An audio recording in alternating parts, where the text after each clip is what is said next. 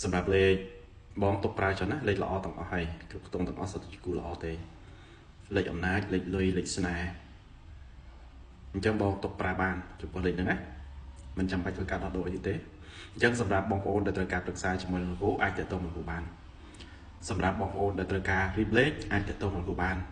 ហើយអ្វីដែលសំខាន់អាចមក Telegram ដែលគ្រូដាក់ link នៅលើ profile TikTok ទៅស្រួលជាងឬក៏បងប្អូនអាចចូលតាមដានលោកគ្រូទៅនៅក្នុង TikTok លោកគ្រូដាក់ឈ្មោះថ្មីគឺគ្រូនរ៉ា Lucky Number ហើយនៅក្នុង page របស់លោកគ្រូក៏លោកគ្រូដាក់គ្រូនរ៉ា Lucky Number ដូចគ្នាហើយតិចទៀតលោកគ្រូនឹងធ្វើការ live ផ្ទាល់នៅក្នុង page ដោយសារ TikTok លោកគ្រូ live បាននៅក្នុង page ធ្វើការចែកចម្លែកក៏ដូចជាការមើល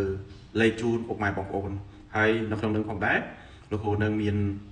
រៀបចំលក្ខខណ្ឌនៅក្នុងការឲ្យបងប្អូនអាចចូល comment សួរនាំហើយលោកគ្រូនឹងឆ្លើយជូនភ្លាមៗតែម្ដងនៅក្នុងការ live អញ្ចឹងសម្រាប់ពុកម៉ែបងប្អូនដែលកំពុងតែមានបំណងចង់ធ្វើការផ្លាស់ប្ដូរលេខទូរស័ព្ទជាឱកាសល្អសម្រាប់ពុកម៉ែបងប្អូនហើយ